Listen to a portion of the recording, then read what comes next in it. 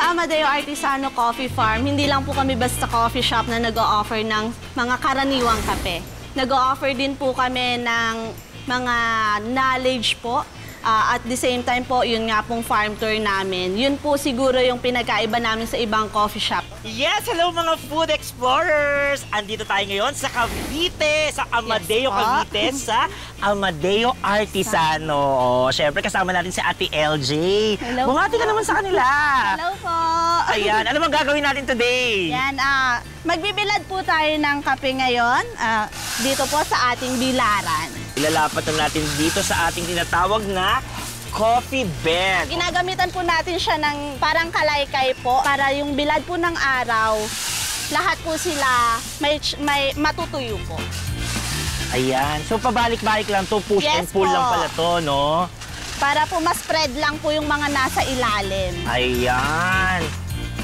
Nag-o-offer po kami ng iba't ibang packages po and isa na din po dito yung traditional brewing of coffee.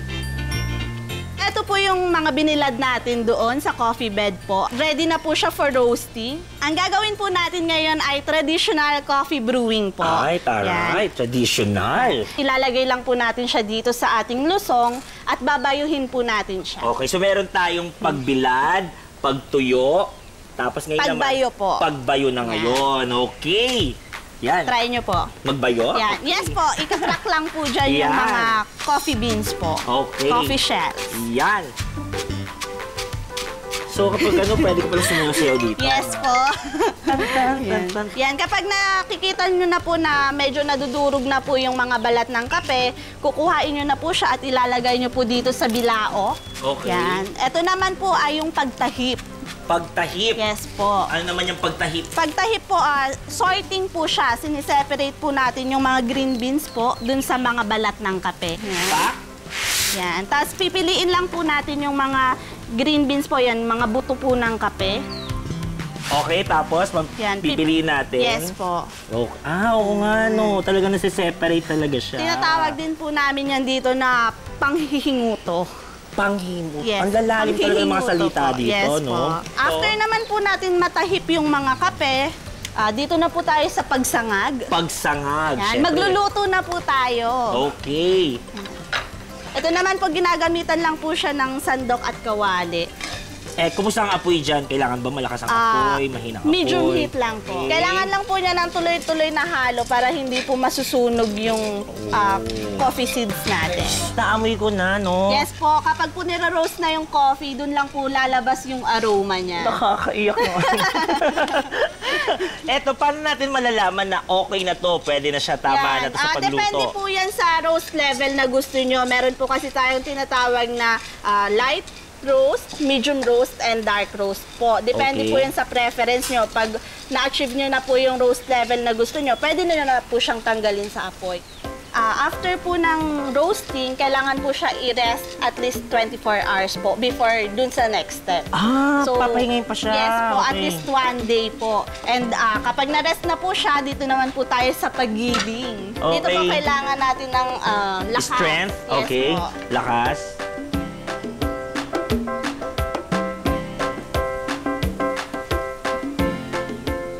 And kung napansin niyo po, medyo malalaki pa po yung butil na lumalabas po dun sa ating grinder po. And kapag gusto po natin, mas pino pa po yung labas niya, uulit-ulitin lang po natin at least 10 times.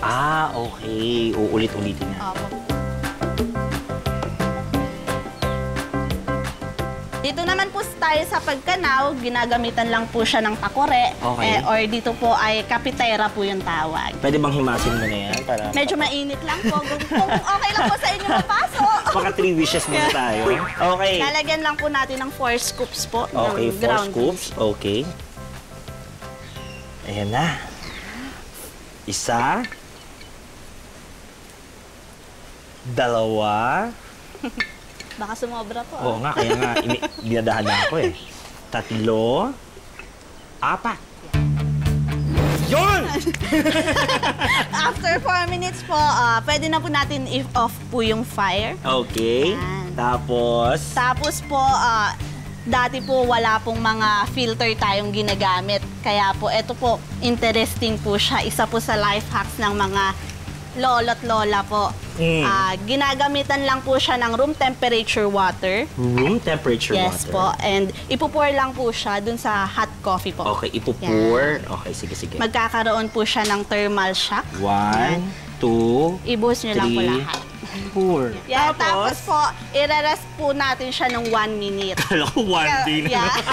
Magko-cool down po yung coffee natin and kusa po bababa yung coffee grounds. Okay. And for the last step po, after 1 minute of resting po nito, dito na po tayo sa ating pagdulot. Ayan, Miss LJ, ano yung pagdulot?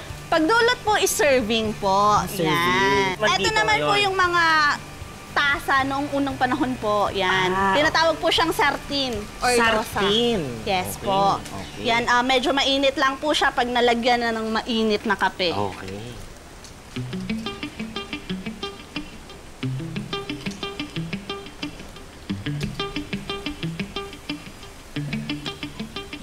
Okay, madam. Hello po. Mainit lang Mainit po. po yan. Masarap po yan, partner, ng ating banana bread. Yes, Ito po ang aming pinagmamalaking banana bread na lasang saging. Oh, di ba? Kasi magtaka kayo kung lasa nito ay apple.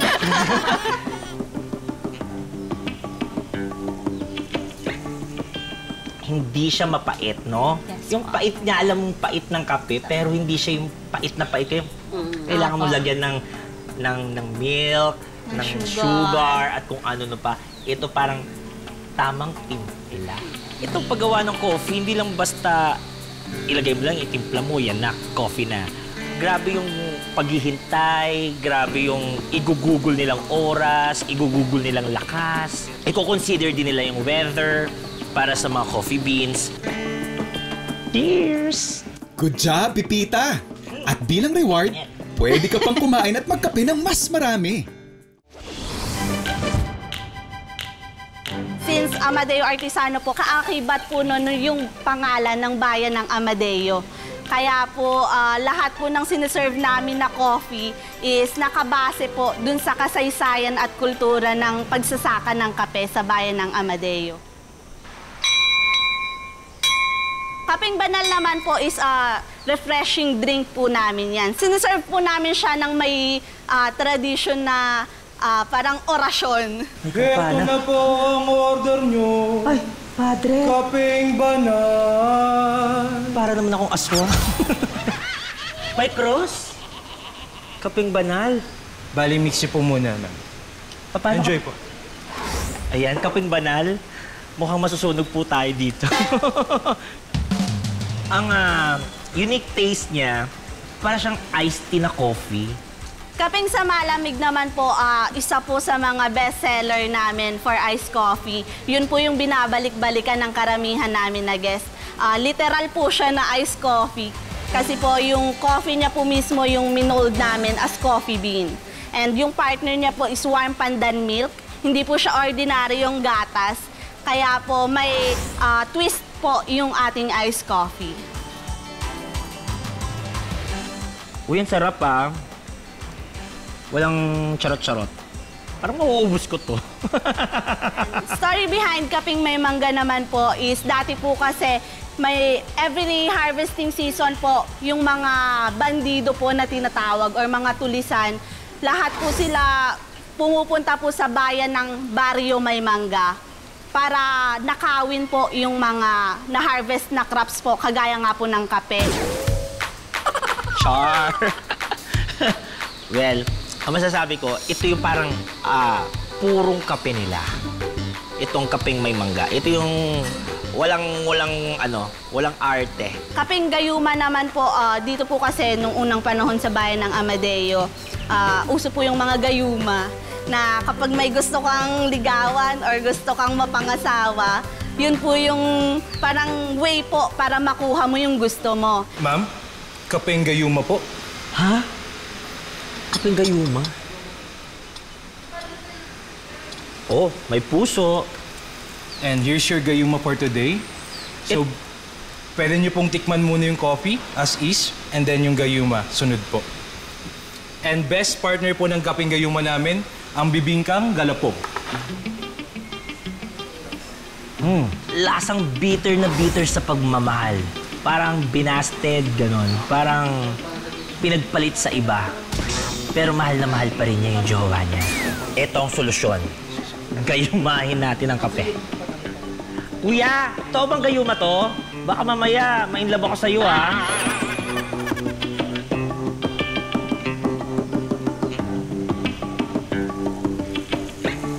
Kuya? Oo, kuya, ikaw. Parang mahal na kita. Kuya cameraman. For your bibingka po. Ay, I love you. I love you more po. Effective. Effective ang kayo.